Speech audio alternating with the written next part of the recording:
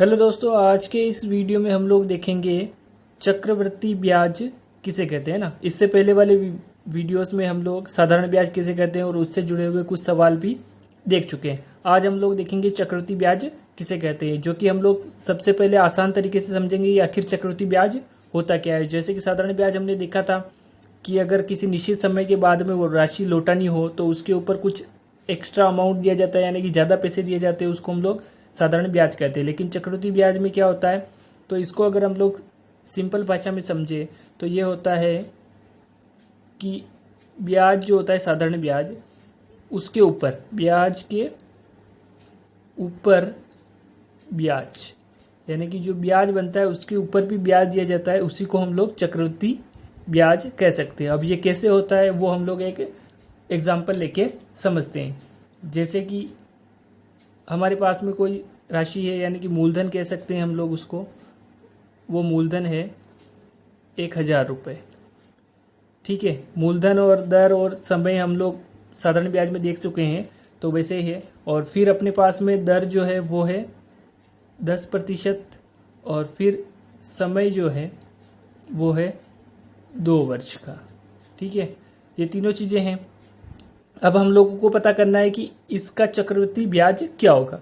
तो उससे पहले अगर हम लोग इसी राशि पर साधारण ब्याज पता करना चाहें तो कि इसके ऊपर साधारण ब्याज कितना होगा, तो आप लोगों को साधारण ब्याज का फॉर्मूला याद ही है कि साधारण ब्याज बराबर क्या होता है, मूलधन गुणित दर गुणित समय, और बट्टे में 100 आ जाता है। तो अब हम लोग चाहे तो इसमें आराम से मान रख सकते हैं कि जो मूलधन है वो 1000 रुपये हो गया, दर जो है वो 10% और 2 वर्ष का समय हो गया, यहाँ पे 100 आ गया। 2 जीरो से 2 जीरो इसकी कट करेंगे, ये 20, और 20 का 10 में गुणा करेंगे तो 200 रुपये निकल के आ जाता है। क्या है ये, साधारण ब्याज। ठीक है, ये साधारण ब्याज तो हो गया।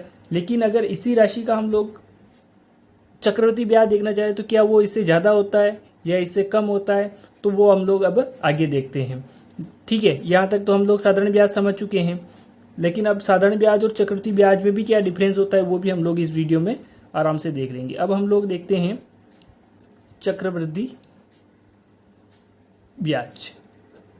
ठीक है, वैसे इसका अलग से फॉर्मूला होता है, लेकिन उसको हम लोग अगले वीडियो में देखेंगे, पूरी डिटेल से समझेंगे। इस बार हम लोग केवल साधारण ब्याज का जो सूत्र है उसी से हम लोग चक्रवृद्धि ब्याज ज्ञात करेंगे, ताकि इन दोनों का डिफरेंस भी समझ में आ सके। ठीक है, चक्रवृद्धि ब्याज ज्ञात करेंगे तो उसके लिए हम लोग क्या करेंगे, जो मूलधन है वो 1000 रुपये लेंगे, और उसके बाद में दर जो है वो भी 10% ही रखेंगे। लेकिन समय जो है वो क्या करेंगे, हम लोग पहले केवल 1 वर्ष का निकालेंगे। ठीक है, 1 वर्ष का साधारण ब्याज निकालेंगे हम लोग। तो अब हम लोग देखते हैं कि ये कैसे होगा।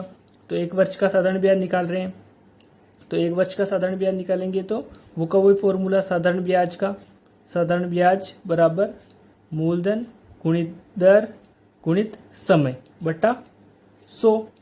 ठीक है, समय यहाँ पे 1 वर्ष है, ये ध्यान रखना है आपको। तो ये आ गया मूलधन गुणित दर गुणित समय बटा 100। ये 2 जीरो कट गया, यहाँ पे आंसर निकल के आया 100 रुपये। यानी कि पहले वर्ष का साधारण ब्याज कितना निकल के आया, 100 रुपये। ठीक है, वो हम लोग पहले भी देख चुके हैं कि 2 वर्ष का 200 है तो 1 वर्ष का 100 होगा। ठीक है, 3 वर्ष का 300 होगा।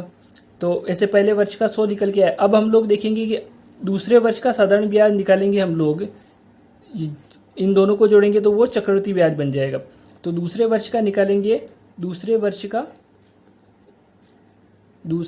का साधारण ब्याज।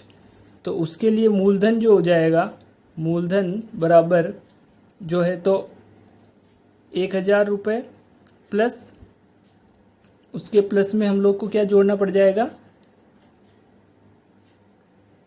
पहले वर्ष का साधारण ब्याज। ठीक है, यानी कि 1000 रुपये तो है ही सही, उसके साथ में हम लोगों को ये 100 रुपये भी और जोड़ने पड़ेंगे। यानी कि मूलधन बराबर क्या हो जाएगा यहाँ पे, अतः मूलधन क्या हो जाएगा, 1100 रुपये हो जाएगा। ठीक है, कैसे हुआ, ये 1000 है और ये 100 रुपये है। ठीक है, अब आगे वो का वही रहेगा इसमें भी कि हम लोग क्या करेंगे आगे इसमें कि